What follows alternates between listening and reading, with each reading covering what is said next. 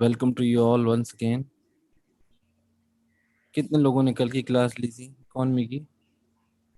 Vishal and Sabir kindly अपने mic off कर दें। Good morning. अच्छा, मेरे लिए आज की मॉर्निंग थोड़ी सी हैवी है।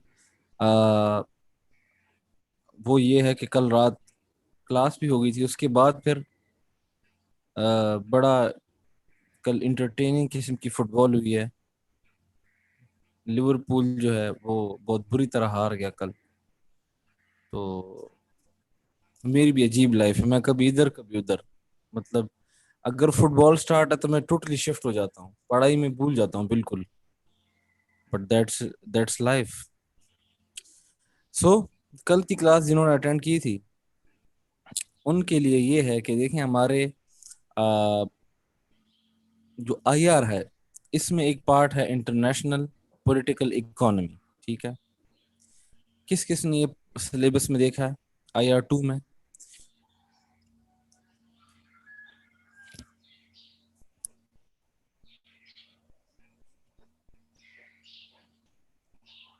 International political economy.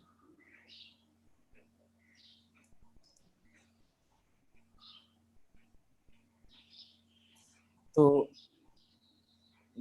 This international political economy मैंने आपसे ये बात की थी कि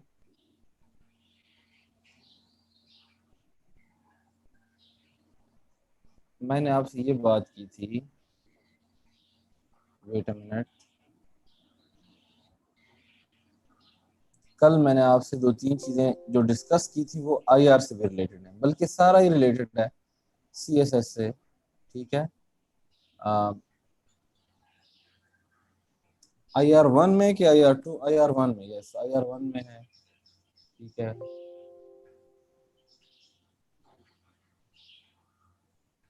अ,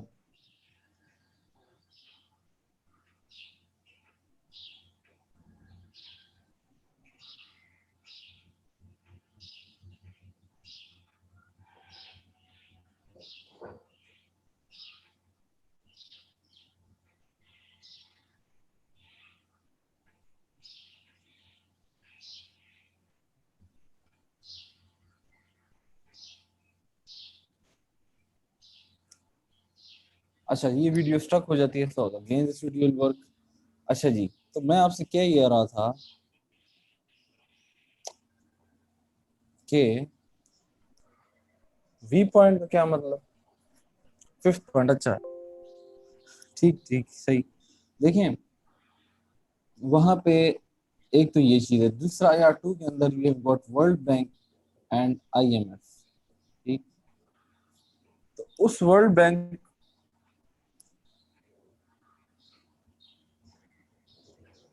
और आईएमएफ वाले पार्ट में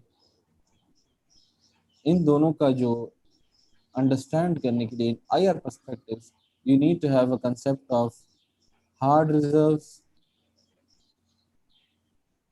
जिसको मैंने वहां पे फॉरेक्स कहा था, फॉरेक्स रिजर्व्स जिसे कहते हैं,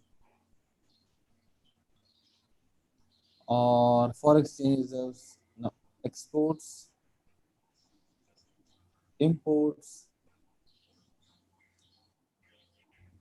ट्रेड डेफिसिट स्लैश सरप्लस, ये कंसेप्ट आपको आने चाहिए। और एक्सचेंज रेट क्या होता है, what is manage float and what is floating exchange rate, fixed and floating. ठीक है, दोनों आपको पता होना चाहिए। मैनेज फ्लोट, इसको मैनेज फ्लोट भी कहते हैं। ठीक है, मैनेज एंड ओपन फ्लोटिंग, बिल्कुल खुद से चल रहा होगा सारा। ठीक, अच्छा, और आपको क्या पता होना चाहिए? यू नीड टू बेसिकली,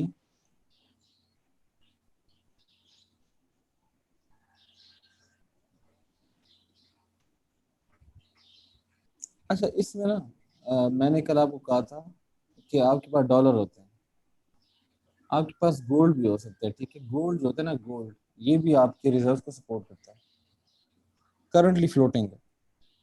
लेकिन थिंग्स आर रिलेटिव, ठीक है। आप देखें, लास्ट टाइम तो बिल्कुल ही फिक्स था ना, हमने इसको मेंटेन किया होता था। अब तो फ्लोटिंग पे आ गए क्योंकि हम मैनेज कर नहीं पा रहे थे, ठीक है। एक सेंट्रल बैंक होता है, इसका कंसेप्ट आप लर्न करें। सेंट्रल बैंक, सेंट्रल बैंक मुल्क का, जैसे पाकिस्तान में एसबीपी है, और यूएस में रिजर्व बैंक है, यूएस रिजर्व बैंक, ठीक है। जितने भी हर मुल्क में एक स्टेट बैंक जरूर होता है, ठीक है।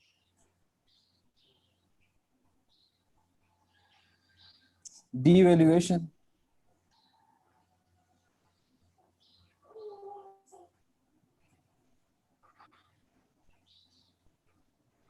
Demand supply.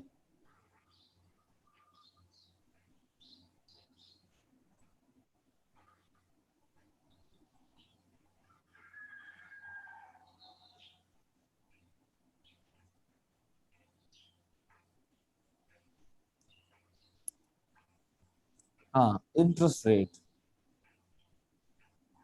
या इसको कहते हैं मॉनेटरी पॉलिसी,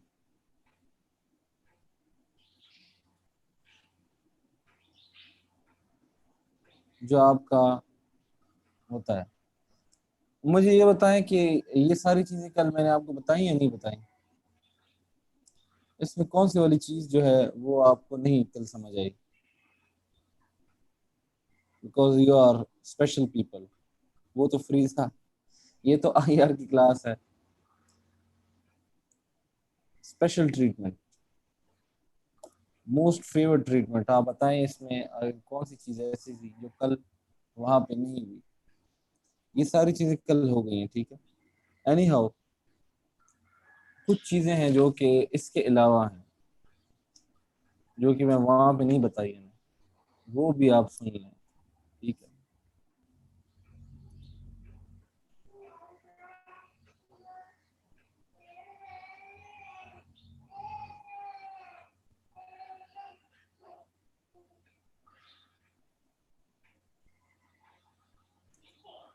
करंटली हमारा फ्लोटिंग, सर मैं ये कोई मसला नहीं। आपको मैंने पूरे फेसबुक पे पड़ा हुआ है रिकॉर्डेड यार, वो तो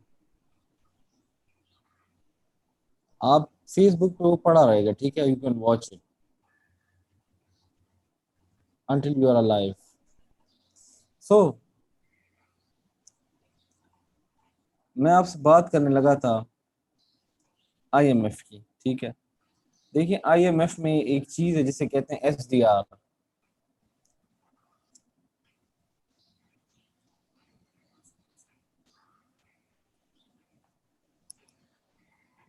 स्पेशल ड्राइंग राइट्स, ठीक है। स्पेशल ड्राइंग राइट्स, एसडीआर इसे कहते हैं। तो अब मसला ये है कि एसडीआर क्या है।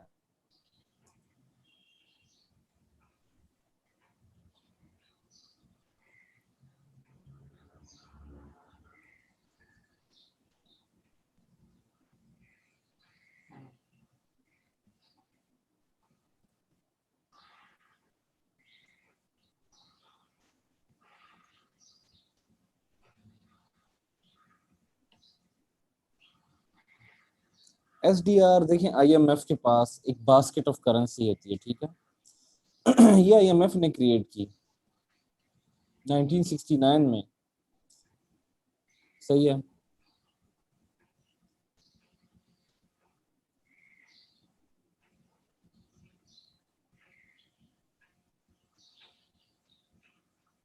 यूएस डॉलर है, यूरो है, चाइनीज रेनमिन भी है, जापानीज येन है, और ब्रिटिश पाउंड है। आईएमएफ के पास करेंसी का बास्केट है, ठीक है। इसमें यूएस डॉलर, रेन, जो चाइनीज जिसे हम रेन मिन भी कहते हैं, युआन जिसे आप कहते हैं युआन, और renminbi, जापानीज येन जिसे आप इस तरह लिखते हैं, एंड द ब्रिटिश पाउंड, ठीक है। ये इन तीन करेंसी से मिलके आपका एसडीआर बनता है, ठीक है।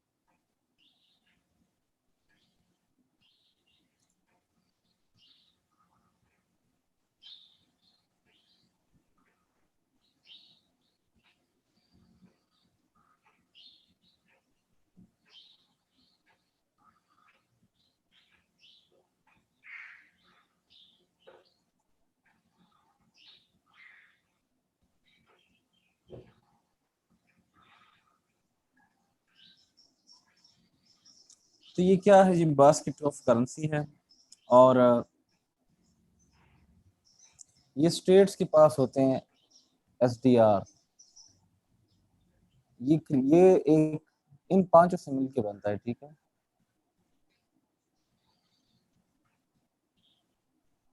स्टेट्स इसको रिजर्व कर अपने पास रखते हैं एसडीआर को, ठीक है। और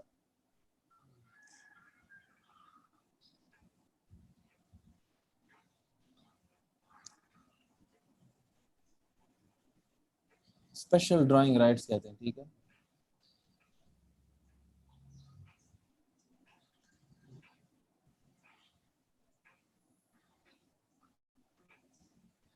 यहाँ तक इतना ही काफी है आपके लिए, डिटेल में आपसे फिर बाद में शेयर कर लेंगे, सही है। और जो मैं आपसे कहना चाह रहा था कि ये कंसेप्ट आपको आने चाहिए, ये वाले ज्यादा डिटेल में नहीं, एसडीआर ज्यादा डिटेल में आपको नहीं चाहिए, ये तो इकोनॉमी का कंसेप्ट है। आपको क्या करना है एसडीआर का इतना समझ के, आप सीएसएस के रिलेटेड आपने करनी है बस, ठीक।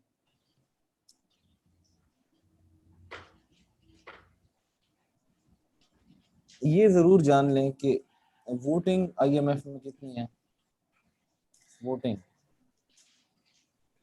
देखिए, वोटिंग यूएस की कितनी वोटिंग है, चाइना की कितनी है, रशिया की कितनी है, वोटिंग परसेंटेज होती है, ठीक है।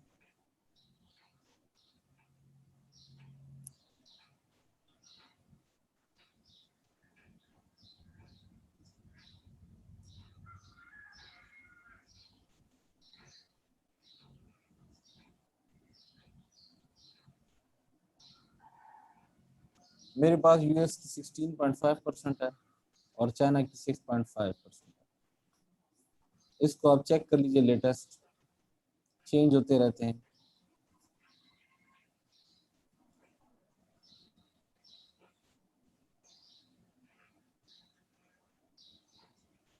लोन किसी, क्या मतलब लोन किसी एक का देता है आईएमएफ? करेंसी की बात कर रहे हैं?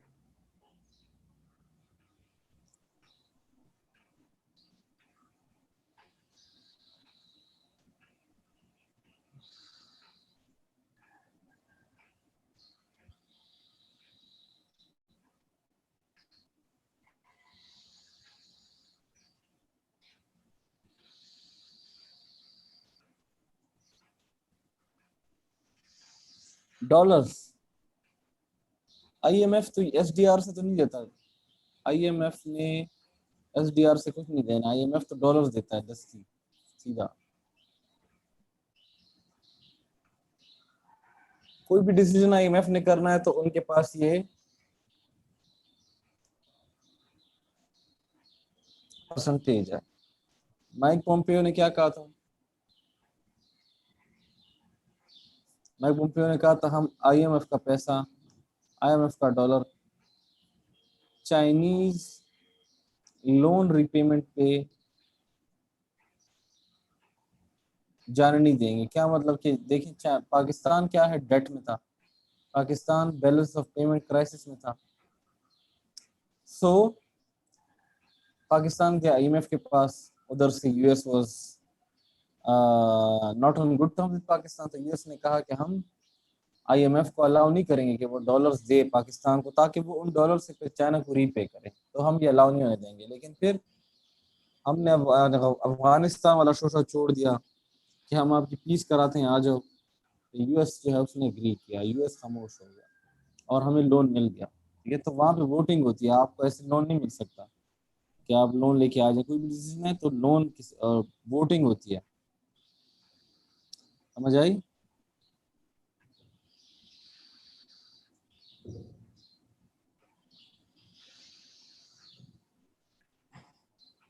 तो ये क्या है जी, आईएमएफ और वर्ल्ड बैंक? ये मॉनिटरी रेजीम्स हैं, और ये क्या है, फिफ्थ जनरेशन वारफेयर भी आप कह सकते हैं इसको। ठीक है, इसको आप part of the US world order. Liberalist क्या कहते हैं? वो कहते हैं ये सोर्स ऑफ इंटरकनेक्टेडनेस है ये दोनों।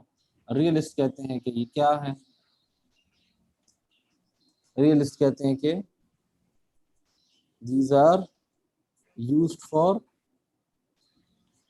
manipulation। ये मैनिपुलेशन के लिए यूज होते हैं, ये to bend countries to increase power. Basically structural power याद है?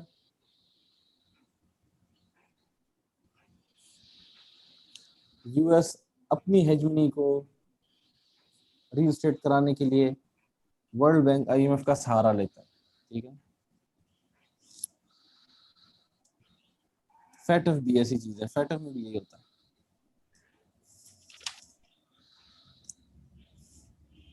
अच्छा, एक और चीज है, खत्म ही नहीं हो रही है आपकी चीजें आपकी खत्म नहीं हो रही। यस, मैंने आपको डिपेंडेंसी थ्योरी भी कराई थी। और देखें, एक होती है चीज प्रोटेक्शनिज्म। प्रोटेक्शनिज्म पता है?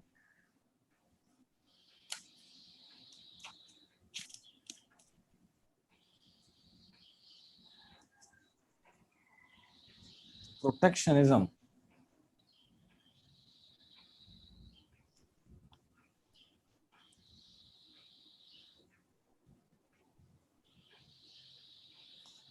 What is protectionism? प्रोटेक्शनिज्म ये है कि ये यूएस है, ठीक है, यहाँ पे इसके अपने इंडस्ट्रीज हैं, यहाँ पे लोग क्या करते हैं, exports into US. For example China, for example Mexico and India. China sends, for example, toys and phones, gadgets. Mexico sends some kind of agricultural commodities, and India is basically sending something. Okay. Now, for US, these are imports. ये imports हैं. If China is sending toys that are and phones in the American market, for example, it costs some how much?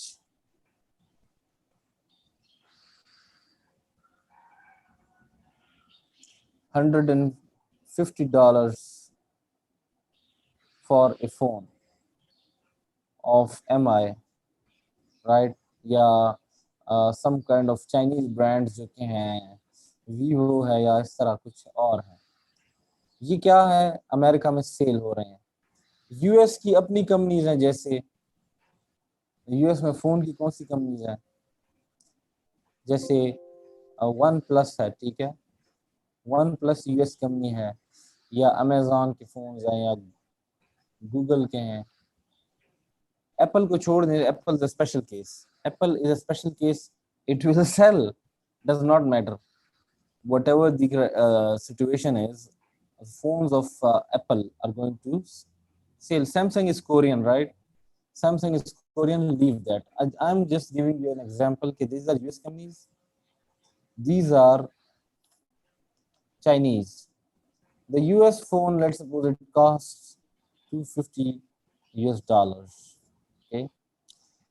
Now, the problem is these phones in US are going to be cheap. ये US में cheap होंगे, ये क्या होंगे? Expensive. What happens is this Chinese exports are going to work. People are going to buy this. They are not going to buy this. इस चीज को वो नहीं खरीदेंगे, ठीक? And eventually the US industry, not just for phone but for other industries as well, the US industry is going to be in a loss, और loss में जाने की वजह से the US industry may eventually close down, कि US का अपना industry जो है वो क्लोज हो जाएगा। ना सिर्फ इनके डोमेस्टिक सेल खत्म होंगे बल्कि इंटरनेशनल भी, जाहिर सी बात है, बिकॉज प्रॉफिट नहीं है। So why did this happen? Because China is throwing cheap material into US and this is called dumping, right? इस कंसेप्ट को क्या कहते हैं? सारे लिखें, डंपिंग। इसको डंपिंग कहते हैं। तो चाइना क्या करता है? डंप करता है इनटू यूएस सस्ती चीजें। सेम चाइना डंप करता है in Pakistan, for sure, right? So dumping करने की वजह से आपकी लोकल इंडस्ट्री थ्राइव नहीं करती। तो आप क्या करते हैं? आप यहाँ पे बैरियर इंस्टॉल कर देते हैं।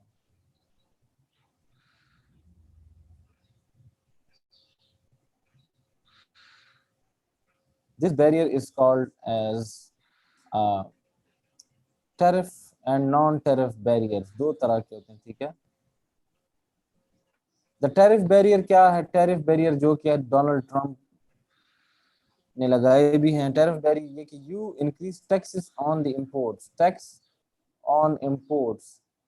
So for example, if this phone is $150 and they impose a 20% tax, so 20% tax on this thing means that now it may cost around, roughly, I'm saying roughly, US dollars 190, because the phone will have to pay a tax, and the tax they are not going to pay from their pocket, but that tax will be reflected in this price। वो इस price में reflect हो जाएगी।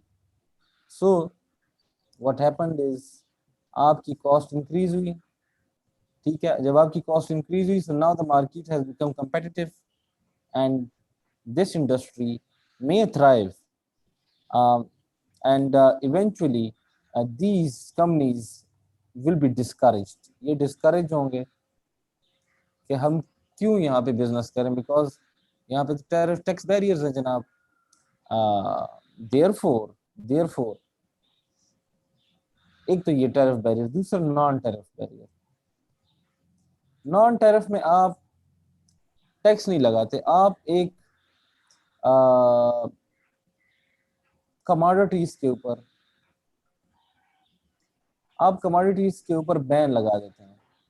You basically ban, for example they will ban कि China से कोई भी phones जो होंगे वो इंपोर्ट नहीं होंगे। चाइना के फोन्स पे हमने पाबंदी लगा दी है, जिस तरह पाकिस्तान ने इंपोर्ट्स पे पाबंदी लगा दी, या कभी कभार लगा देता है कि जी शुगर इंपोर्ट पे पाबंदी है,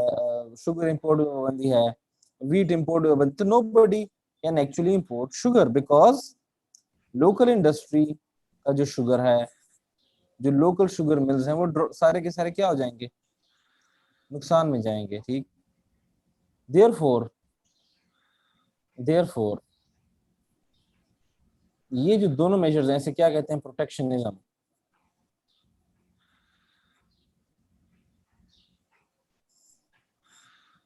ये प्रोटेक्शनिज्म है, ठीक है?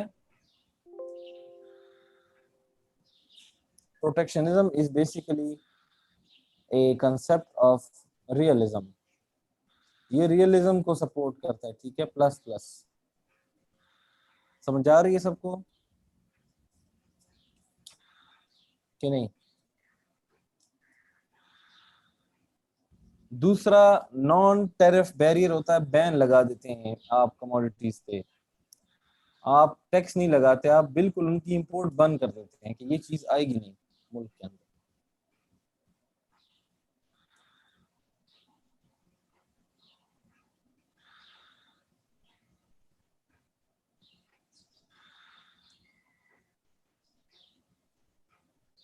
समझ आइए आपको, आप टैक्स नहीं लगाते, आप उसको बिल्कुल बैन कर देते हैं।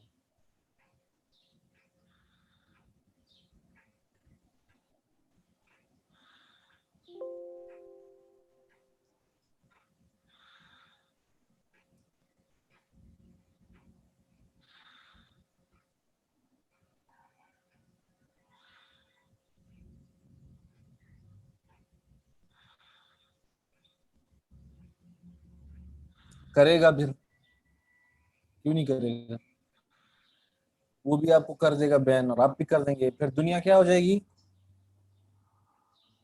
The world will move towards, nations will become stronger, anti globalization will be on the rise। क्या आपके ख्याल में एंटी ग्लोबलाइजेशन राइज पे नहीं है? डोनाल्ड ट्रंप के जो स्टेप्स हैं, Brexit, Europe's identity crisis, Pakistan India trade war, India China, है जी, डोंट यू थिंक कि this trend is on the rise, anti globalisation?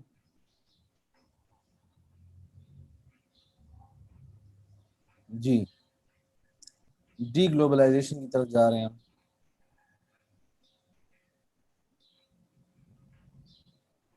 कैसा लगा आपको? हम, मैं इसीलिए आपको यहाँ पहुंचाना चाह रहा था, और यहाँ से दूसरा कंसेप्ट स्टार्ट होता है, उसे कहते हैं दी एंड ऑफ हिस्ट्री। ठीक है, एंड ऑफ हिस्ट्री से कहते हैं, वो हम पढ़ते हैं। What is and of history? Have you ever heard the name Francis Fukuyama? Have you ever heard this name? Islamic studies वालों को पता होगा।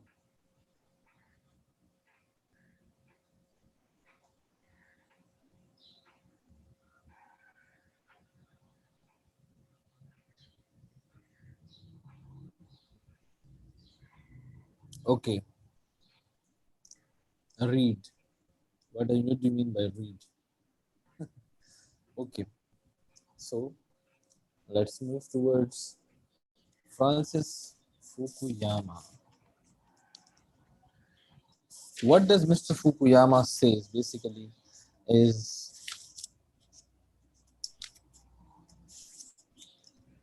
Fukuyama says कि इसने एक ऐसे लिखा, ठीक है, और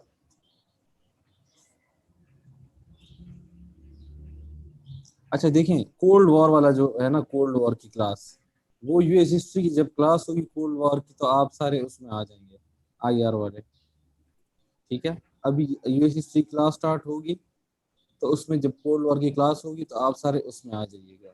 ठीक है, कोल्ड वॉर, ठीक, is that okay with you? Right,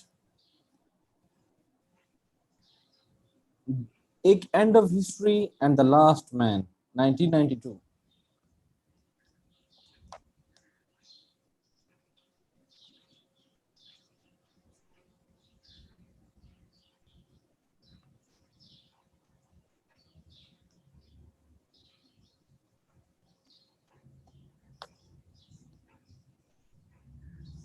by who?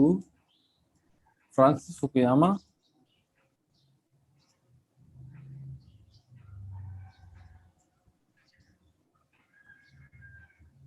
इन 1992, याद रखिए पोस्ट कोल्ड वॉर एरा है,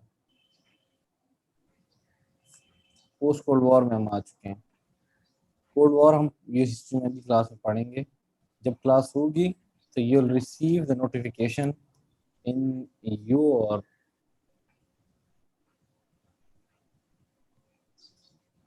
you'll receive the notification in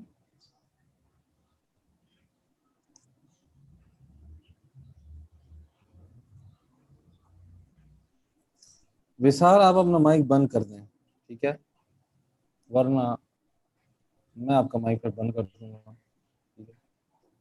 तो अब आप देखें कि पोस्ट कोल्ड वॉर एरा में है हम, ठीक है।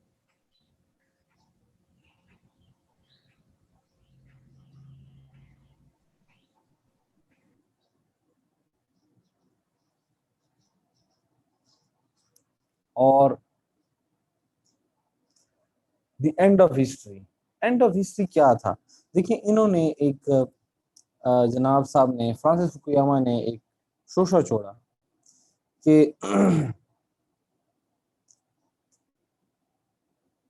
ये जो एक नोशन है कि आपने कभी सुना है कि जो लिबरल डेमोक्रेसी है,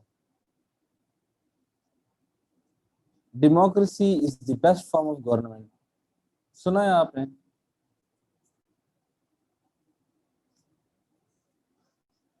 ये कहाँ से ये चीज उभर के आई है? आपने कहाँ पे सुना था? किसने कहाँ पे सबसे पहले सुना, बताएं।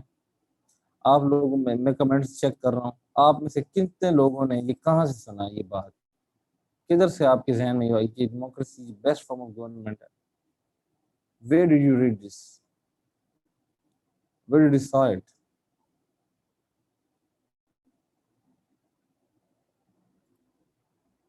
बताएं, कहाँ पे देखा आपने?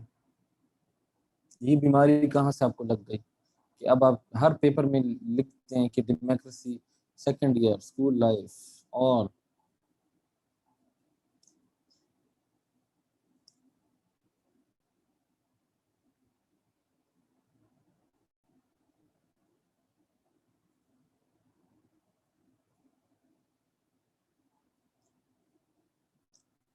गुड।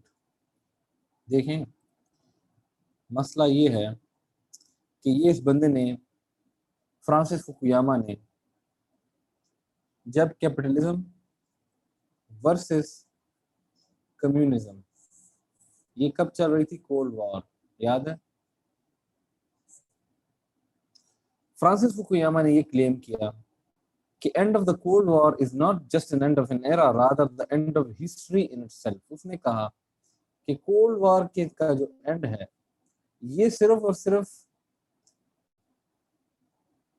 एक एरा जो है वो खत्म नहीं हुआ, बल्कि एंड ऑफ हिस्ट्री है।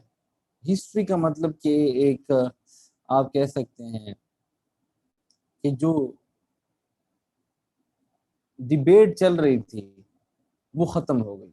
मतलब क्या कि डिबेट अब और हम नहीं करेंगे, और एक चैप्टर क्लोज हो गया।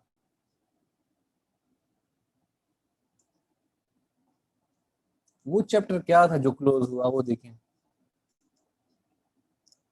ही असर्ट्स, दोबारा वो कहता है कि the liberal democracy as ideology and a form of government has won over other ideology। उसने कहा कि अब मैं आपको मैंने आपसे कहा ना, आपने कहाँ से सुना? यहाँ से हमें ये चूरन और ये जो रेटरिक है, रेटरिक या रेटोरिक, ये कहाँ से स्टार्ट हुआ? कौन सा वाला? डेमोक्रेसी वाला, कि democracy is the best form of government. और ये आइडियोलॉजी जो है, ये लिबरल आइडियोलॉजी, ये डेमोक्रेसी, ये कैपिटलिज्म, ये इसने कहा कि ये इट हैज वन, ये जीत चुकी है, ठीक है, और it is here to stay, end of history. Now अब दोबारा जो है इस तरह की चीजें, यानी कि अब ये चैप्टर क्लोज नहीं होगा। पिछला चैप्टर एंड ऑफ हिस्ट्री हो गया, ये नेक्स्ट चैप्टर जो स्टार्ट है डेमोक्रेसी वाला, ये खत्म नहीं होगा। और it is the only legitimate ideology, ठीक है, end of communism. It is the only legitimate ideology जो कि लेफ्ट, उसने कहा बस अब सिर्फ यही चलेगा, अब इसका कोई इख्तिताम नहीं होगा, इट वोंट एंड। ये क्या है, ये पॉइंट नोट करें।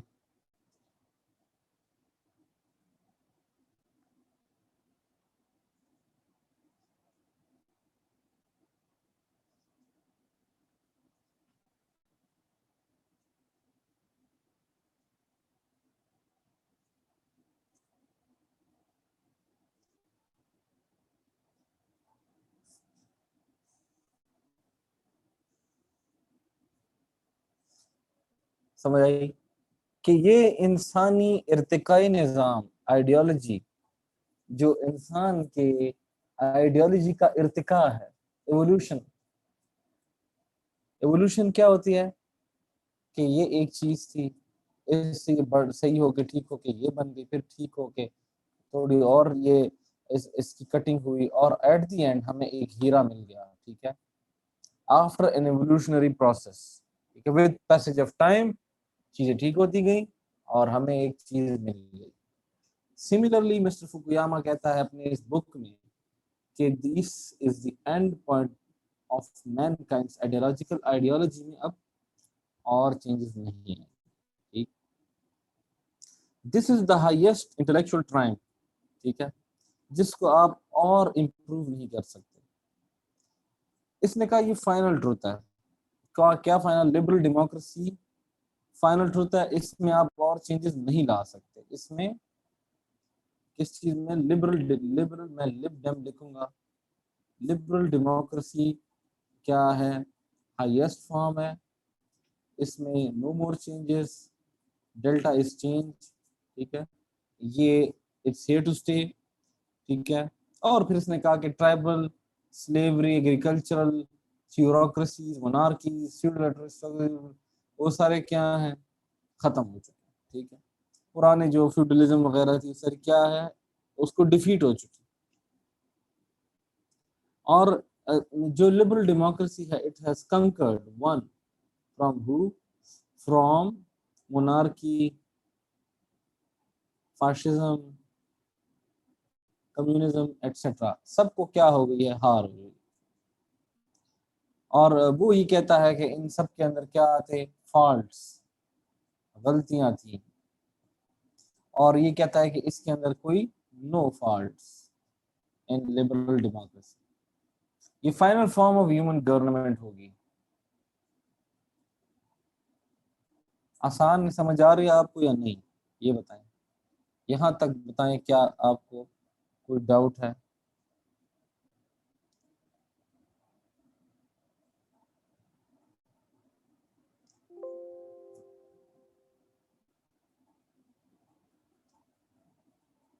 सबर करें ना, ये मैं बताता हूँ आपको।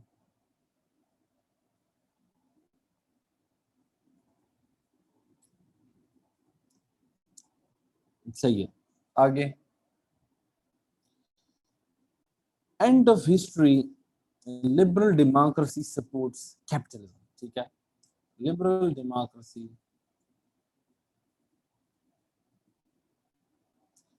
कहा कि liberal democracy supports capitalism, concept of free market economy has spread and produced unprecedented prosperity. Fukuyama thesis cleared the ideological ground for globalization to go uncontested. Fukuyama ने कहा, देखिए लिबरल डेमोक्रेसी क्या करती है? कैपिटलिज्म को सपोर्ट करती है। Fukuyama ने कहा कि ये जो चीज है इट्स हियर टू स्टे। ये फुकुयामा ने तो इसकी वकालत की। ही tried to become an advocate for this sort of system which supports capitalism, and capitalism is free market, and free market is globalization. So liberal yes supports liberal, वो support नहीं करता, वो कहता है इससे अच्छी कोई चीज नहीं है। आप पूरी बात को समझें। आप सोशल साइंसेज में हमेशा कहता रहता हूँ, वन लाइनर नहीं होते, ठीक है। लेकिन उसने कहा तो है, सपोर्ट तो करता है, लेकिन ये कहता है कि इवोल्यूशन हो गई है, इससे आगे और चेंजेस नहीं आएगी, it's the end of history, ये चैप्टर क्लोज हो चुका है। और फिर उसकी ये रीजन है सारी। तो इन ऑर्डर टू मैं क्या कह रहा था कि By supporting liberal democracy, he is basically paving way for globalization. उसने ग्लोबलाइजेशन की राह हमवार कर दी। किसने? फुकुयामा ने।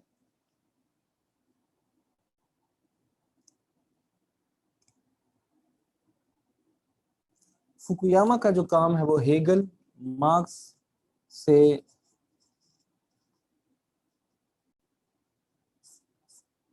he is influenced with Hegel and Marx.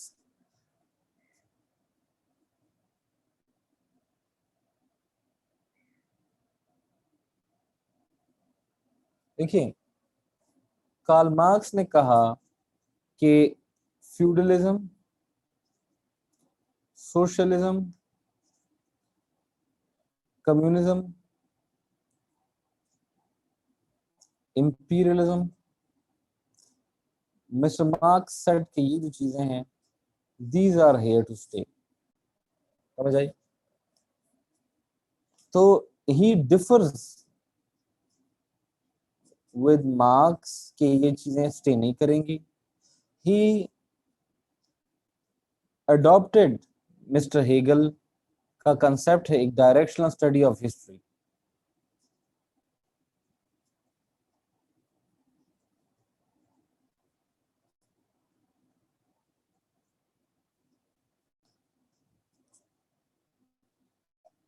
अगर आप किसी से इन्फ्लुएंस होते हैं उसका मतलब ये नहीं होता कि आप उसकी बात मानते हैं। इन्फ्लुएंस हो के इन चीजों को इसने डिफर किया, हेगल वाले बातों को अडॉप्ट किया। किस तरह? हाउ? हेगल्स डायलेक्ट प्रोसेस क्या है? उसने कहा कि देखें, एक होता है थीसिस, एक होता है एंटीथीसिस। दोनों जब मिलते हैं तो फिर क्या बनता है? सिंथेसिस। सही है।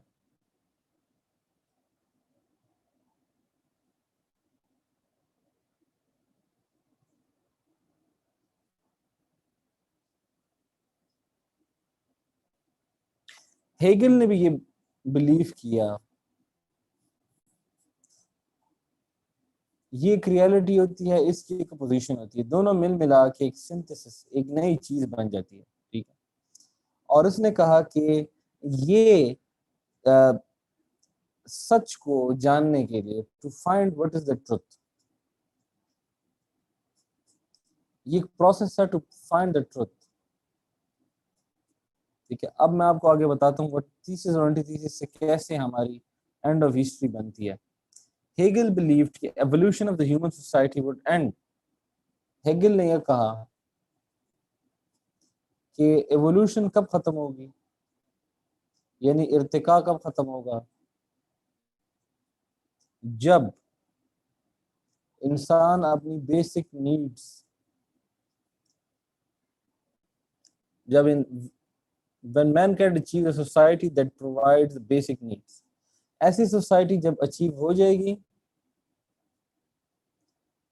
एवोल्यूशन ऑफ सोसाइटी तब खत्म हो जाएगी। ठीक है। मीन्स कि society will be evolving until society will be evolving until ऐसी सोसाइटी आ जाए जिसमें सारी बेसिक नीड्स आपकी प्रोवाइड हो रही हों, अवेलेबल हों। राइट?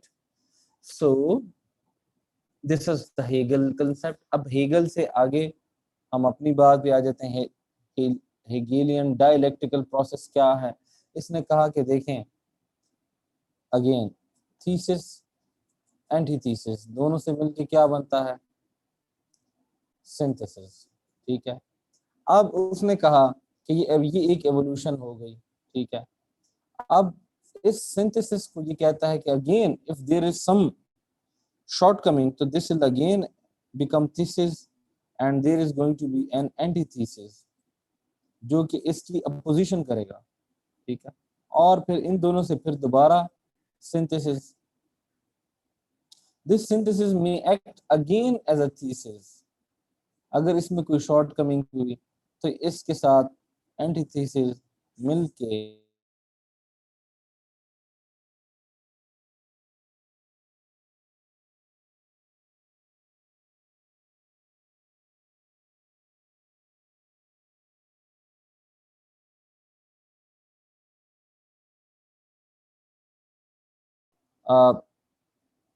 हमारी रेस थी कैपिटलिज्म और कम्युनिज्म, किसने जीता जी? Capitalism, right.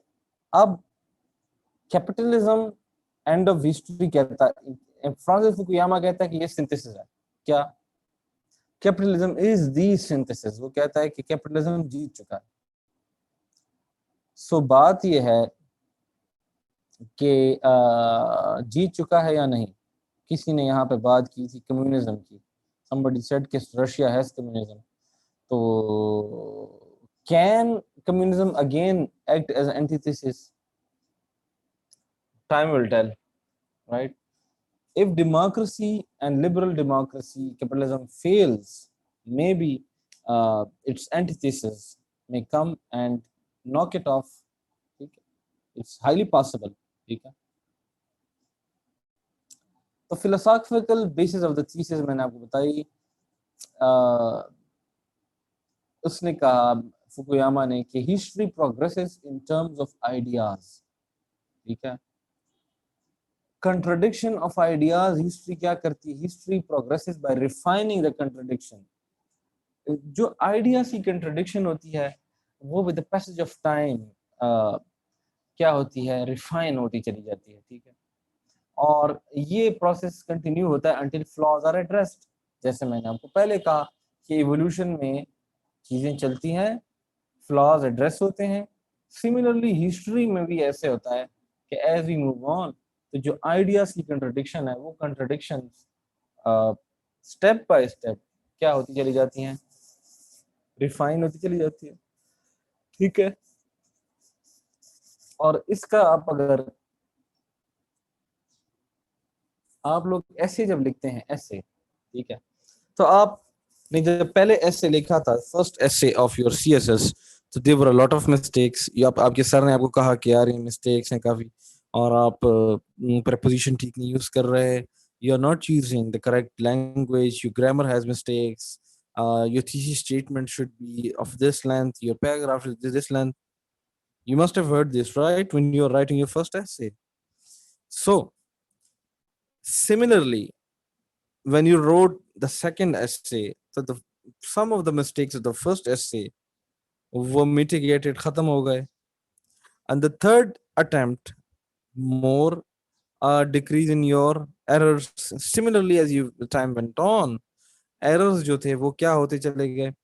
खत्म होते चले गए, एंड एट द एंड आपको एक ऐसे मिला जो कि आपको लगा कि नाउ आई एम, ठीक है, मेरे ऐसे की प्रैक्टिस से रिफाइनमेंट हो गई है। ठीक है, तो बिल्कुल ऐसे ही, बिल्कुल on the similar pattern, mister Fukuyama जो है वो अपने हेगल के साथ, हेगल ये बात करता है कि चीजें इवॉल्व करती हैं, आइडियाज इवॉल्व करते हैं थ्रू पैसेज ऑफ टाइम, और फिर पहले कंट्रडिक्शन होती है आइडियाज में, लोगों को यकीन नहीं आता, लोग कहते हैं कैपिटलिज्म अच्छा है, कम्युनिज्म अच्छा है, बट जैसे टाइम पास होता है तो लोग समझ जाते हैं कि यार कम्युनिज्म तो बड़ा नुकसानदेह था, वो तो एक अथॉरिटेरियन रजीम होता है, उसमें तो आपको फ्री जो है कंपटीशन अलाउ नहीं होता। ठीक है, और then people resolve to capitalism, right. ठीक है, तो यहां तक आपको समझ आ गई। तो थीसिस क्या कंक्लूड करता है? थीसिस कंक्लूड्स कि history has ended on levels of ideas. वो कहता है कि हिस्ट्री एंड हो चुकी, ठीक है, there is no room for improving the principles of liberal democracy.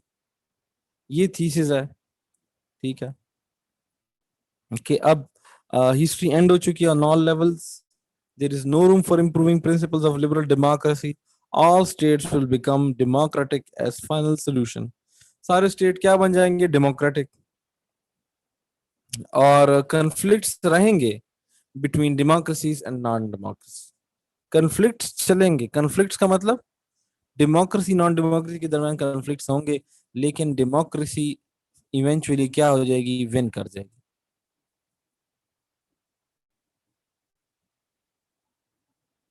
तो कंक्लूजन क्या है? Liberal democracy is here to stay as the final form of the government. ठीक है, नेक्स्ट यहाँ तक ही ये बात है कि liberal democracy is here to stay. अगली जो चीज है वो है जनाब क्लैश ऑफ सिविलाइजेशंस।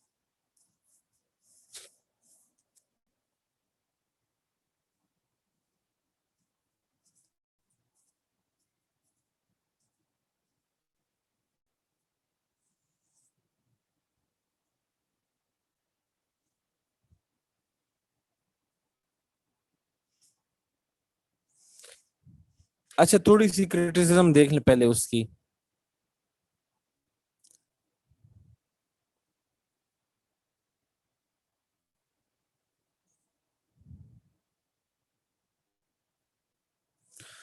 उसकी क्रिटिसिज्म ये है कि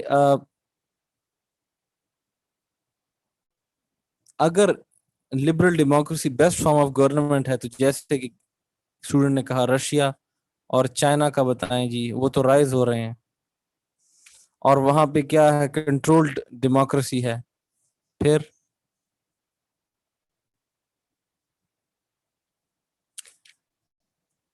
populism of Donald Trump, populism of Donald Trump जो है वो तो जनाब एंटी ग्लोबलिस्ट है। ठीक है। फिर इस तरह जी हंगरी के अंदर विक्टर ऑर्बन। ठीक है। मरीन लपेन, जानता है कोई, बताएं हु इज मरीन लपेन? एडोगन।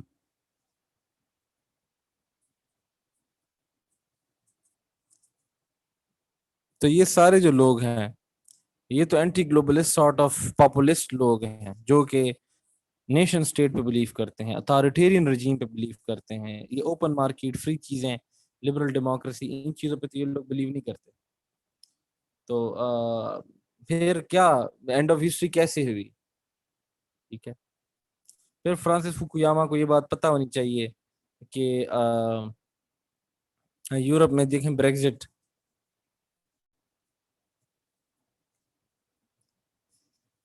ठीक है, मोनार्की भी तो है सऊदी में। वो तो नहीं, वो तो ही इज सेइंग के, ही इज सेइंग के जो नॉन डेमोक्रेटिक हैं वो इवेंचुअली डेमोक्रेटिक हो जाएंगे। ठीक है, मेरी बात समझ आ रही है? वो कह रहा है कि नॉन डेमोक्रेटिक इवेंचुअली डेमोक्रेटिक हो जाएंगे। कौन? Francis Fukuyama, double F. लेकिन ये जो सिस्टम है सारे, ये तो डेमोक्रेटिक थे, ये क्यों नॉन डेमोक्रेटिक होते जा रहे हैं? ये तो उल्टा सिस्टम स्टार्ट हो गया कि डेमोक्रेसी से लोग शिफ्ट हो रहे हैं। मतलब उसका क्या था? फ्रांसिस ने कहा था कि democracy is the best form, liberal democracy, लेकिन लिबरल डेमोक्रेसी लोग शिफ्ट हो रहे हैं towards other sorts of systems like authoritarian democracy. ठीक है। कहने का मत अभी समझ आई मेरी बात आपको? उसने कहा कि नॉन डेमोक्रेटिक सिस्टम्स जो हैं वो इवेंचुअली कन्फ्लिक्ट्स होंगे और वो बन जाएंगे डेमोक्रेटिक, और फिर डेमोक्रेटिक के बाद वो फर्दर चेंज नहीं होंगे। लेकिन मसला ये है कि अच्छा चलो, ये तो डेमोक्रेटिक फिर जो ये हो गए हैं, फिर ये क्यों इधर जा रहे हैं, शिफ्ट हो रहे हैं? तो फ्रांसिस फुकुयामा को पता होना चाहिए कि यार ये जो आपने बात की, ये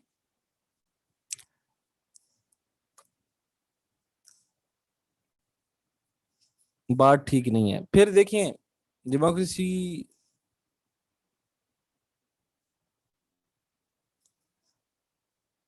ट्रेंड है ना, ट्रेंड जा रहा है। देखें, आपको मैंने रशिया चाइनीज जो मिसाल दी है, ये आप देख नहीं रहे दिन ब दिन? लिबरल डेमोक्रेसी का मतलब क्या होता है? लिबरल डेमोक्रेसी का कंसेप्ट पहले आप क्लियर करें। Liberal democracy means open, free market, बिल्कुल हर चीज ओपन फ्री मार्केट हो। ठीक। फ्री मार्केट रशिया में आपको नहीं मिलेगी, ना चाइना में मिलेगी आपको। ना चाइना में आप ओपनली बात कर सकते हैं, ना चाइना में आपको ओपन मार्केटिंग या ओपन ट्रेडिंग की इजाजत आपको नहीं होती। जिस तरह आपकी हुकूमत चाहती है, आपका जो हुआवे है या चाइना में जो बाकी इंटरप्राइजेस हैं, वो सारे के सारे क्या करते हैं, in accordance with the guidelines from the government उस पे चलते हैं और उसी पे इन्वेस्टमेंट करते हैं पूरी दुनिया में।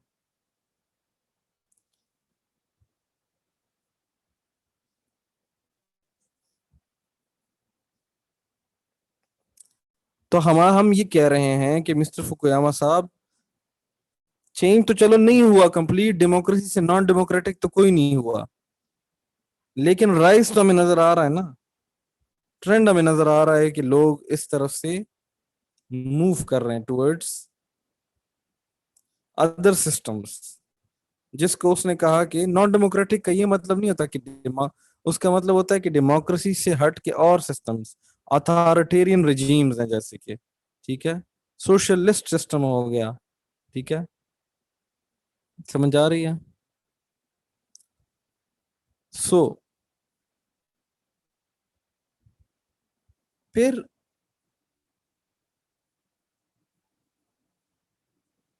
रिसर्जेंट रशिया की बात मैंने बता दी कि देखें ग्लोबल इकोनॉमिक क्राइसिस जो था, आपने रिसेशन देखी थी 2008 में, इसने कहा था कि ये डेमोक्रेसी सबसे बेस्ट फॉर्म है, तो भाई फिर ग्लोबल रिसेशन क्यों आया, ये भी बेस्ट फॉर्म ऑफ गवर्नमेंट है, ठीक है। फिर देखिए इस्लाम जो है वो सेकंड लार्जेस्ट रिलीजन है, liberal democracy capitalism based on interest है, इस्लाम तो इस पे बिलीव ही नहीं करता, तो क्या इस्लाम इसको एक्सेप्ट करता है, जो कैपिटलिस्ट सिस्टम है, नहीं करता। तो एंड ऑफ हिस्ट्री तो ना हुई, इस्लाम किसी भी वक्त चेंज ला सकता है, ठीक है, अगर इस्लाम वाले थोड़े से उठ जाएं। फ्री मार्केट की इसने बात की, लिबरल की, तो फ्री मार्केट तो कहीं पे भी नहीं है, ओपन फ्री मार्केट, आपको मोनोपलीज नजर आती हैं जगह जगह। तो क्रिटिसिज्म काफी हुई है इसके ऊपर, ठीक है, समझ आई। क्रिटिसिज्म का मतलब क्या होता है, कोई भी चीज परफेक्ट नहीं होती यार, परफेक्ट चीजें नहीं होती, मसले हर जगह होते हैं, ठीक है। अब नेक्स्ट चीज जो है वो है क्लैश ऑफ सिविलाइजेशन, उसको देखें। क्लैश ऑफ सिविलाइजेशन ने कहा, और ये किसने लिखा था, the clash of civilization and the remaking of the world order. Francis Fukuyama का टीचर था सैमुअल पी हंटिंगटन, ठीक है, फ्रांसिस फुकुयामा का टीचर कौन, Samuel P Huntington, Samuel P Huntington.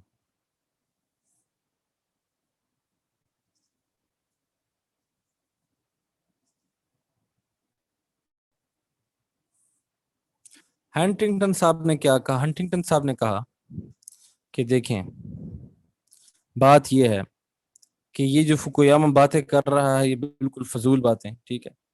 He actually give an antithesis, अब समझ आ रही है, antithesis to the end of history, end of history के अगेंस्ट इसने एक कंसेप्ट दिया। किसने दिया, सैमुअल पी हंटिंगटन ने। उसने कहा कि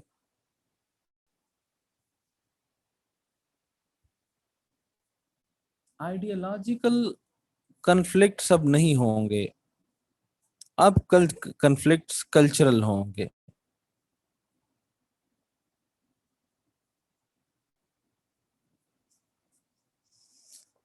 ठीक है,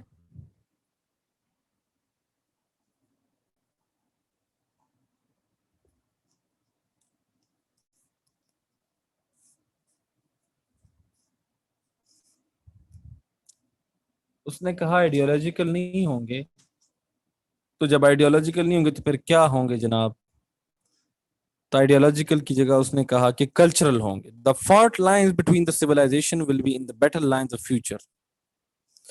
उसने कहा कि फॉल्ट लाइंस सिविलाइजेशंस के बीच जो फॉल्ट लाइंस हैं,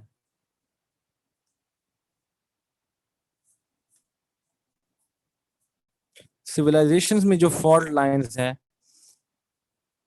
ये बेटर लाइंस ऑफ फ्यूचर हैं। क्या मतलब,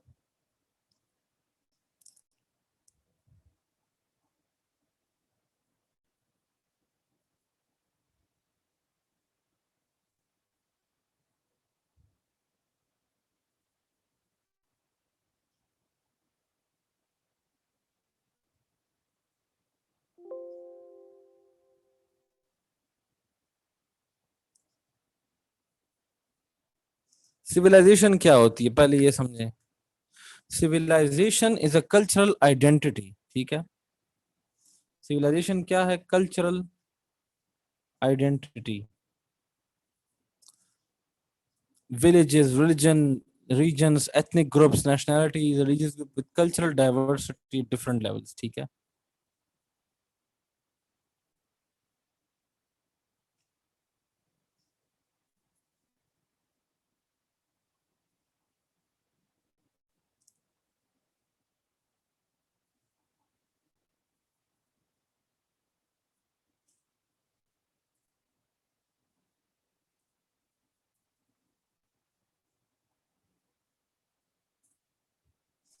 आपको मिला।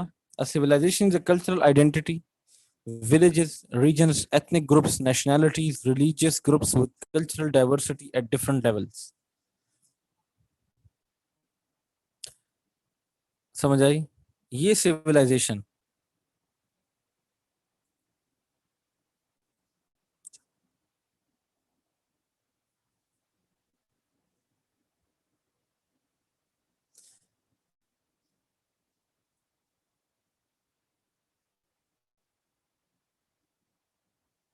देखिए लोगों की आइडेंटिटीज होती हैं, आइडेंटिटीज। जैसे इटालियन, क्रिश्चियन, यूरोपियन, ठीक है, रोमन। हाईएस्ट आइडेंटिटी जो है वो कौन सी है? ये डिफरेंट आइडेंटिटीज हैं, वेरियस। हाईएस्ट आइडेंटिटी कौन सी है? सिविलाइजेशनल।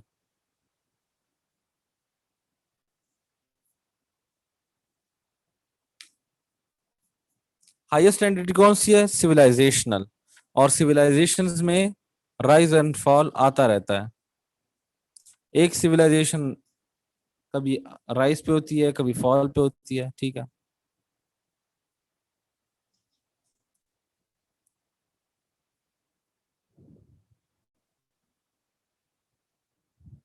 सिविलाइजेशंस क्यों क्लैश करेंगे? हमने, हमारा थीसिस क्या था कि सिविलाइजेशंस क्लैश करेंगे आपस में। क्यों? Why? Why will they clash? Number one, because all civilizations are different from other in history, culture, tradition and religion. जो आपके civilizations होते हैं वो क्लैश क्यों होंगे? Because of the fault lines. और फॉल्ट लाइन कौन से हैं जनाब? ये fault line number one, history में डिफरेंट है एक दूसरे से, कल्चर में डिफरेंट है, ट्रेडिशन में डिफरेंट है, रिलीजन में। हम इस्लामिक है, हमारा पाकिस्तान जो है ये क्या है? हमारे पाकिस्तानी सिविलाइजेशंस आप देखें कि पाकिस्तानी कल्चर आप देख लें, हिस्ट्री देखें, अफगानिस्तान सॉर्ट ऑफ एक है, इस्लामिक है। हम टोटली डिफरेंट है फ्रॉम दी वेस्टर्न। तो क्या होगा जी? वेस्टर्न और इस्लामिक का फॉल्ट लाइन, तो ये आपस में क्लैश हो जाएंगे। तो इसने बताए कि देखें कुछ इसने सिविलाइजेशन के नाम बताएं, जो मैं आपको सेंड करता हूं, आप देखें।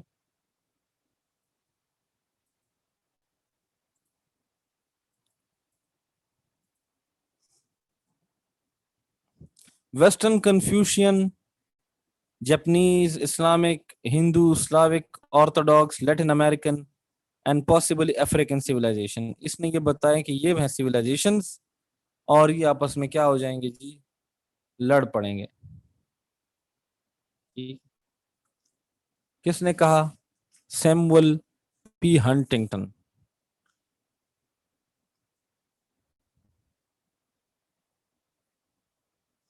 कि क्लैश होगा जनाब, ट्रेडिशन, रिलीजन, ठीक है। इसने कहा कि देखिए सिविलाइजेशन में एक तो ये वजह है, फर्स्ट। दूसरी वजह कौन सी है? कि दे आर सिविलाइजेशनल कॉन्शियसनेस। क्या? Civilisational consciousness and awareness about others. के हमारा अगलों के बारे में, अदर्स के बारे में अवेयरनेस रखना। अब देखें हम, फॉर एग्जांपल यूएस है, तो ये is behaviour to Japan and Canada, ठीक है। यूएस जो है उसका जापान के साथ क्या मामला होता है, उसका कनाडा के साथ क्या होता है।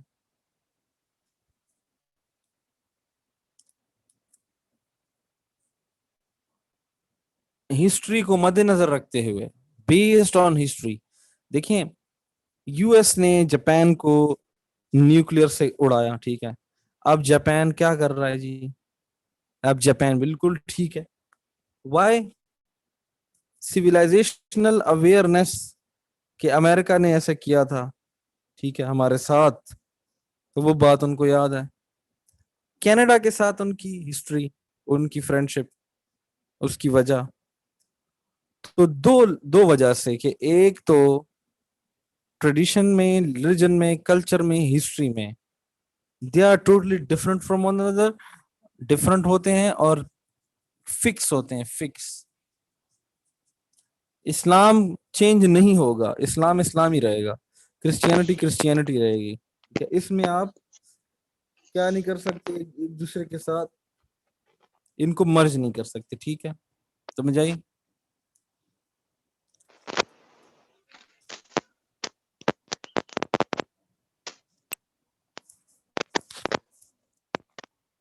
एक तो ये है, दूसरा देखें सिविलाइजेशनल कॉन्शियसनेस, अवेयरनेस।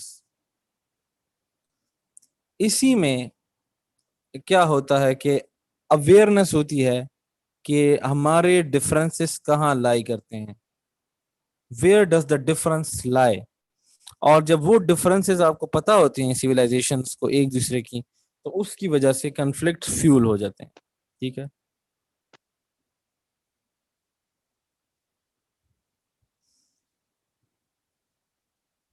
सही है।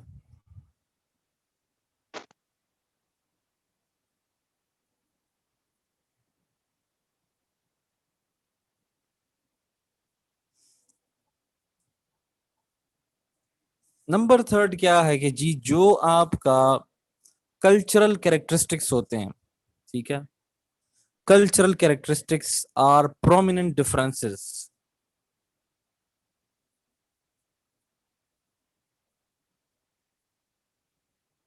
ये जो डिफरेंसेस होते हैं ये लेस इजीली रिजॉल्व होते हैं।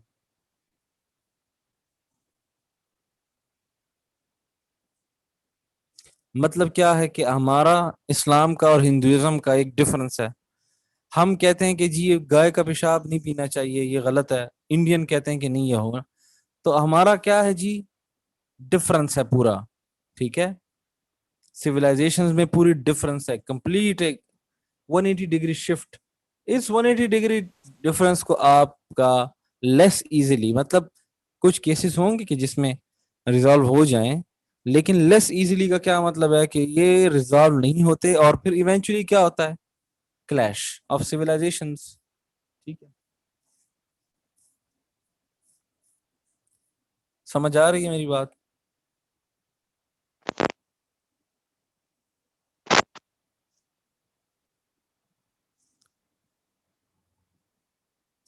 थर्ड जो चीज है, चौथी, फोर्थ, तीन आपको बातें समझ आ गई कि क्यों क्लैश होगा।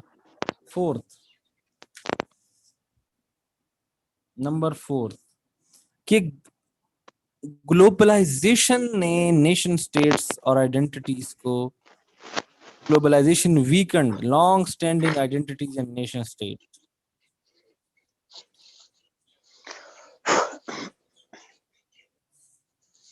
इस पॉइंट का क्या मतलब है?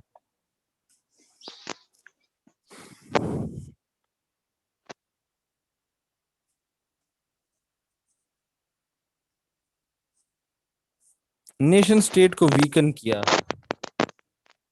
हाँ जी, इमिग्रेशन। देखें ग्लोबलाइजेशन, वो जो बंदा था फ्रांसिस फुकुयामा, वो भी ये कह रहा था कि देखें लिबरल डेमोक्रेसी और ग्लोबलाइजेशन और ये वो, हमने उसकी क्रिटिक दी थी कि नेशन स्टेट स्ट्रांग हो रहा है। लेकिन यहाँ पे अजम्पशन क्या है, अजम्पशन है कि ग्लोबलाइजेशन बढ़ चुकी है, इंक्रीज, ठीक है, पहले से तो ज्यादा ही है, ठीक है। और इट ग्लोबलाइजेशन का अभी राज है, ठीक है, ग्लोबलाइजेशन इज स्टिल इंटैक्ट। तो इस ग्लोबलाइजेशन की वजह से देखें, ये नेशन स्टेट्स हैं, बाउंड्रीज हैं, ये पाकिस्तान, ये अफगानिस्तान, ये ईरान, ठीक है। ग्लोबलाइजेशन से क्या हुआ, ये बाउंड्रीज खत्म हो गई। बाउंड्रीज खत्म होने की वजह से जो रिलीजियस जैसे लोग हैं, लाइक सपोज रिलीजन जैसे है, इसकी क्रॉस बाउंड्री कोहिसिवनेस इंक्रीज हुई हो गई है, ठीक है। और इसके इंक्रीज होने की वजह से अगर फॉर एग्जांपल इस्लामिक रिलीजन है, तो यूएस वाला और पाकिस्तान वाला और इंडिया वाला, ये तीनों जो मुस्लिम्स हैं, इनकी आपस में यूनिटी है। और जब इनकी यूनिटी है तो इनकी सिविलाइजेशन स्ट्रांग है। और जब ये सिविलाइजेशन स्ट्रांग है तो इनकी स्ट्रांग होने की वजह से they will have a clash with other civilisations. समझ आई आपको?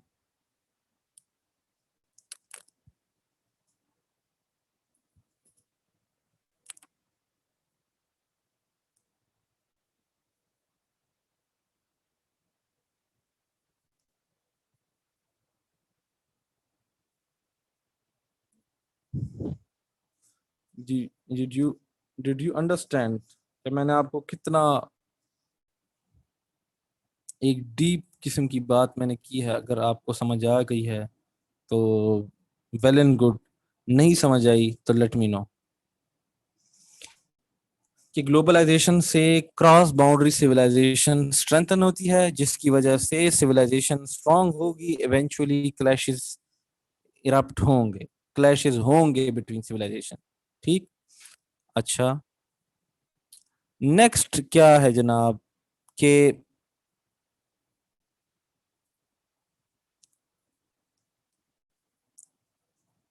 जो नेशन स्टेट है, जब ये वीक हो जाएगा तो इसका गैप कौन लेगा? रिलीजन।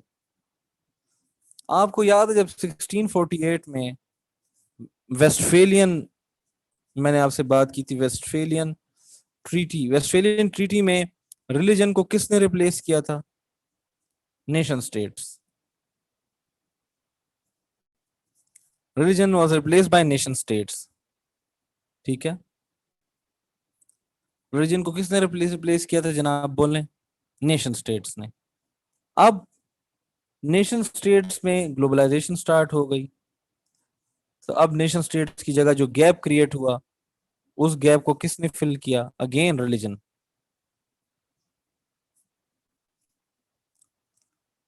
इसकी एग्जांपल ये मैंने दिया ना आपको, यूएस के मुसलमान, इंडिया के मुसलमान, पाकिस्तान के मुसलमान आपस में स्ट्रांग है, ठीक है।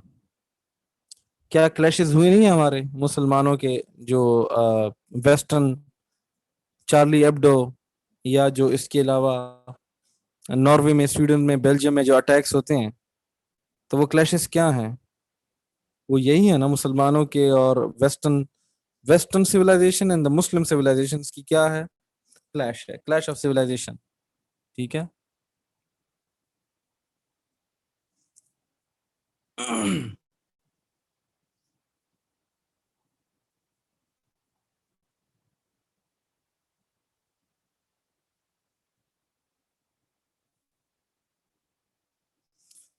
फिफ्थ वजह देखें, फिफ्थ,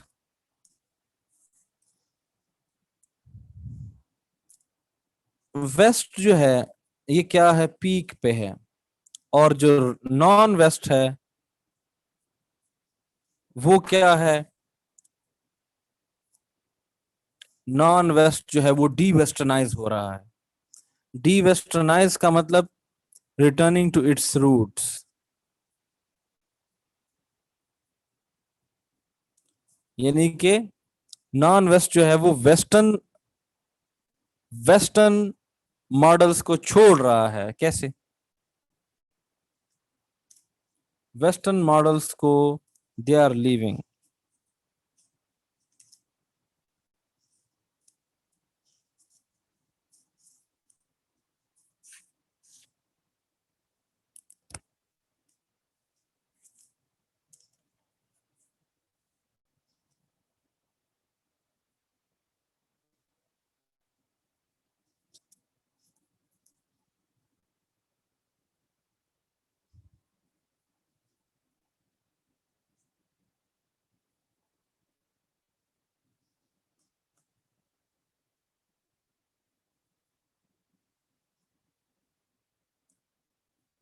व्यू आपका क्लियर है बिल्कुल? Is it clear? अच्छा, मैं आपसे क्या कह रहा था कि फिफ्थ वाली पॉइंट, कि west at peak, non west returning to its roots. Non west का मतलब क्या है? जैसे एशिया है, रशिया है, चाइना है, एक्सेट्रा एक्सेट्रा, ठीक है। तो ये अपने रूट्स की तरफ जा रहे हैं। मिसाल के तौर पे रशिया क्या है? रशियनाइजेशन। वो वेस्टर्न वैल्यूज को छोड़ रहा है। चाइना, चाइना क्या करने लगा है? China again towards its own roots, towards Mao, ठीक है। Re Islamisation of the Middle East.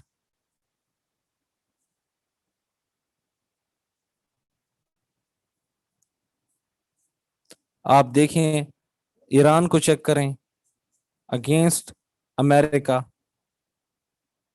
आप सीरिया को देख लें, वहां पे क्या सेंटिमेंट्स हैं। पैलेस्टाइन को देखें, अफगानिस्तान को देखें। मिसाल, मतलब कहने का मतलब क्या है कि जो वेस्टर्न वैल्यूज हैं उसको ये लोग क्या कर रहे हैं? डस्टबिन में थ्रो कर रहे हैं, उसको ये छोड़ रहे हैं, ठीक है। जिसकी वजह से अब देखें, वेस्ट क्या है? पीक पे है। और ये क्या है? ये भी नाउ सेपरेट है, नॉन वेस्ट, जिसमें सारे सिविलाइजेशंस हैं। तो क्या है कि क्लैश इज पॉसिबल, ये क्लैश हो सकता है बिकॉज कोई ओवरलैपिंग नहीं है, डिफरेंसेस क्रिएट हो गए हैं और रीइग्नाइट हो गए दोबारा।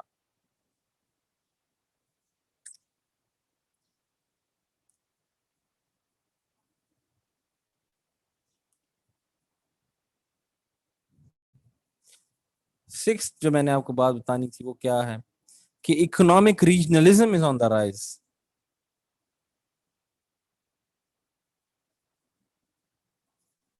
जैसे एससीओ, जैसे सॉरी एससीओ नहीं, आसियान, ठीक है, जीसीसी, ईयू, आरसेप, ये सारे क्या है? इकोनॉमिक रीजनलिज्म है, जिसकी वजह से रीजनल सिविलाइजेशन फर्दर क्या होंगे?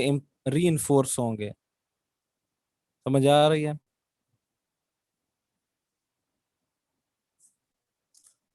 और क्लैशेस के चांसेस और ज्यादा होंगे।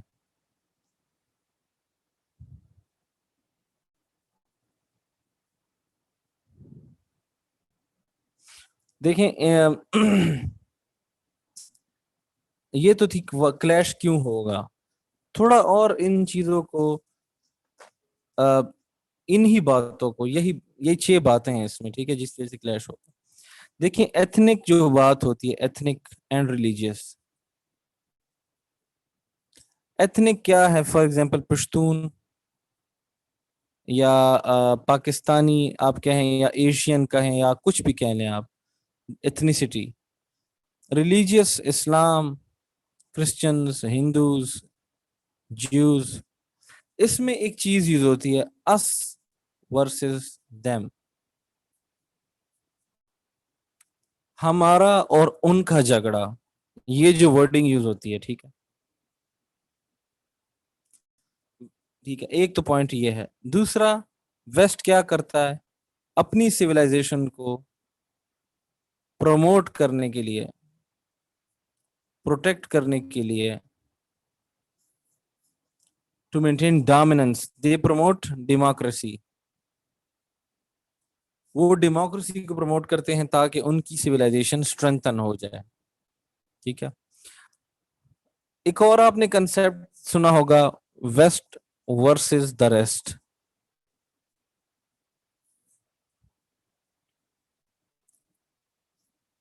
पहले क्या होता था? West was powerful. अब क्या है? West versus China is on the rise, ठीक है।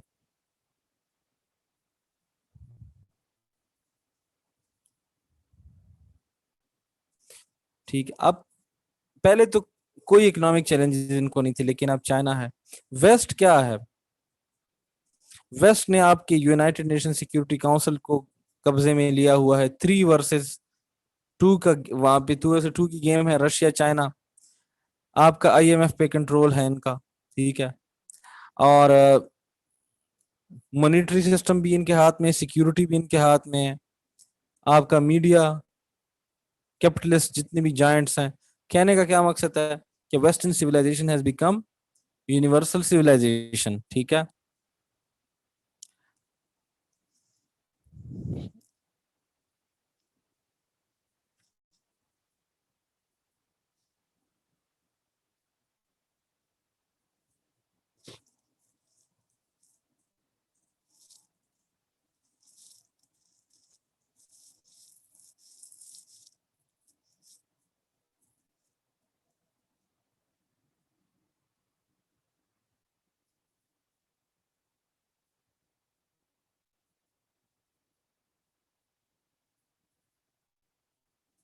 तो क्या है क्लैश ऑफ सिविलाइजेशन?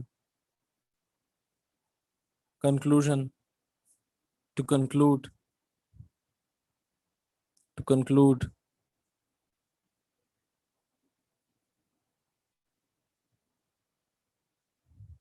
कंक्लूड ये है, कंक्लूजन ये है कि जो पॉलिटिकल, इकोनॉमिक,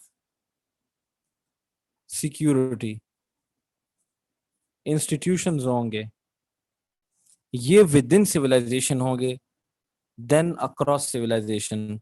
विद इन कौन से हैं? OIC, GCC, EU, NATO, ECO, ठीक है। ये सारे क्या हैं? विद इन है। अक्रॉस कौन से हैं? अक्रॉस यूएन है, ठीक है। सारी सिविलाइजेशन है, लेकिन कंक्लूजन में ये क्या होंगे? ये ऑन द राइज हैं, रीजनल, ठीक है जी, within civilisation. Violent conflicts जो होंगे वो आपको नजर आएंगे। आपने 9/11, 7/7, चार्ली एब्डो, पेरिस अटैक्स, ये आपने देखे।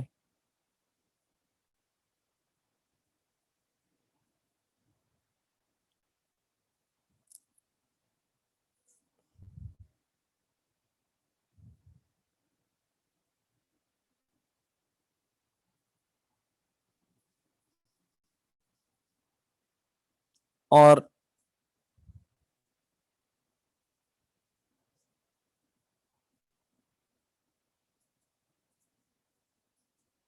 देखें, इस्लामिक जो आइडिया वो है, सिविलाइजेशन है, वो क्या होगी?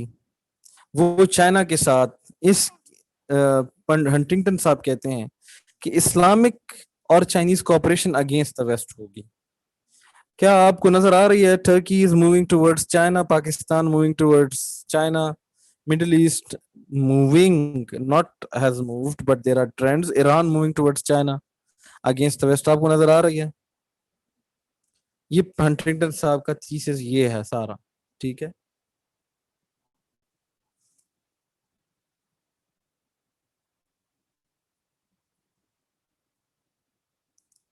क्रिटिसिज्म देखें, क्रिटिसिज्म, हर चीज की क्रिटिसिज्म होती है।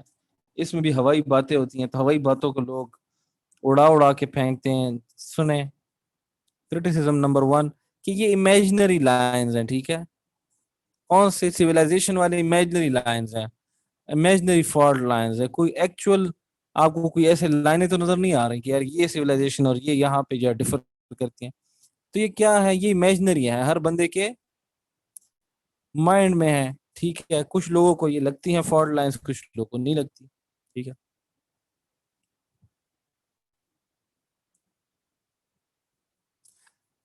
दूसरा, वो कहते हैं कि यार इंटरनेशनल रिलेशंस में सिविलाइजेशंस को लोग यूनिट ऑफ एनालिसिस कंसिडर नहीं करते, बल्कि स्टेट्स जो होते हैं, स्टेट्स वो अपने इंटरेस्ट को परसू करते हैं, वो रिलीजन को नहीं कंसिडर करते। रिलीजन और कल्चर इन चीजों की बात नहीं होती। ठीक है, जब आपका अपना इंटरेस्ट एट स्टेक होता है तो आपका रिलीजन जो है वो पीछे रह जाता है। ठीक है, तो ये बात है भी ठीक।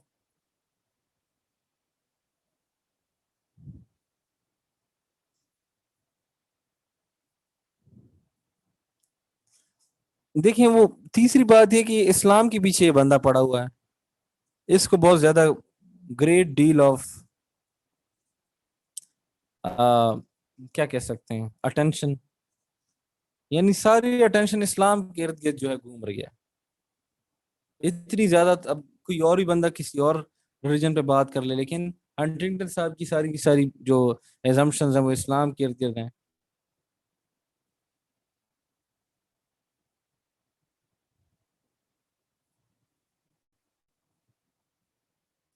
Not only attention but hostile,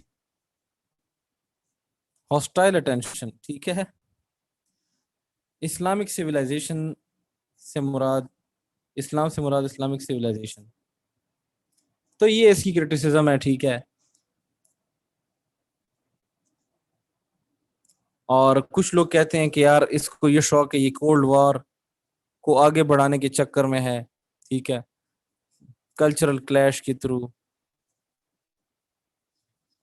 ठीक, और ये नोशन कि भाई बाकी नॉन वेस्टर्न वेस्टर्न से लड़ेंगे, ये जम्पशन गलत है।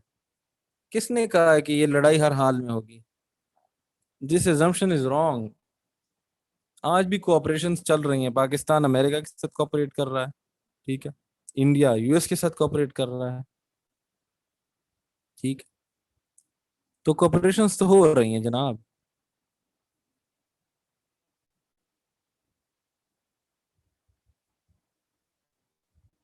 कोऑपरेशन हो रही हैं। ठीक है, तो ये था क्लैश ऑफ सिविलाइजेशन। और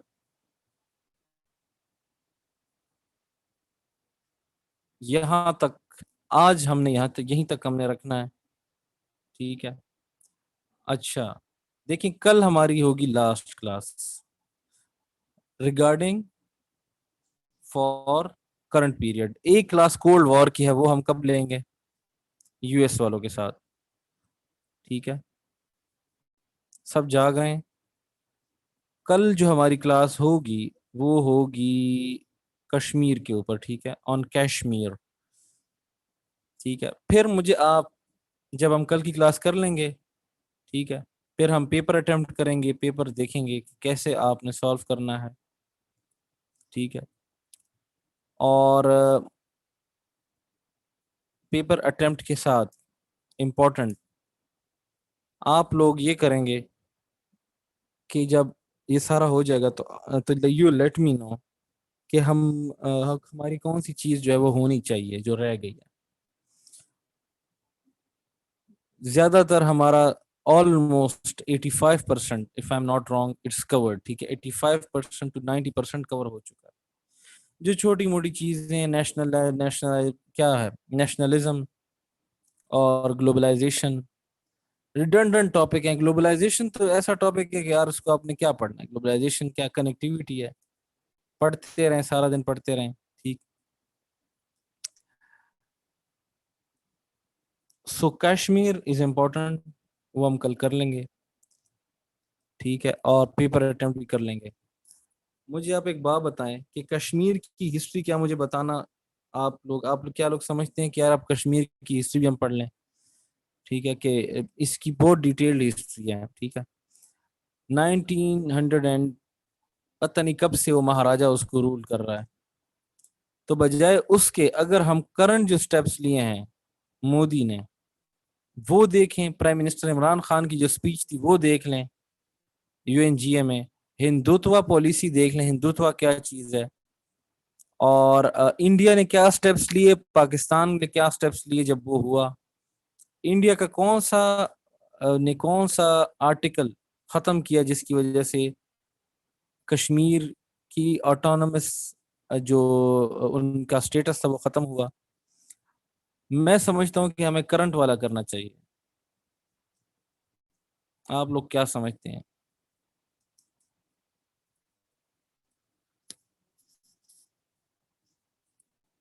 जी, कि करंट जो अभी जो रिसेंट चीजें हुई हैं उस पे आपसे पूछा जाएगा। ठीक है।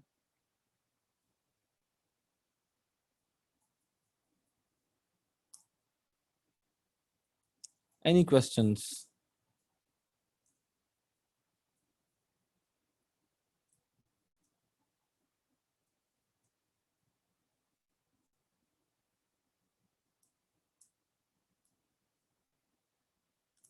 Know questions?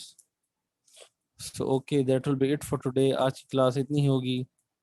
और फिर जो क्वेश्चंस होंगे वेल आप मुझे बता दें इंडिविजुअली।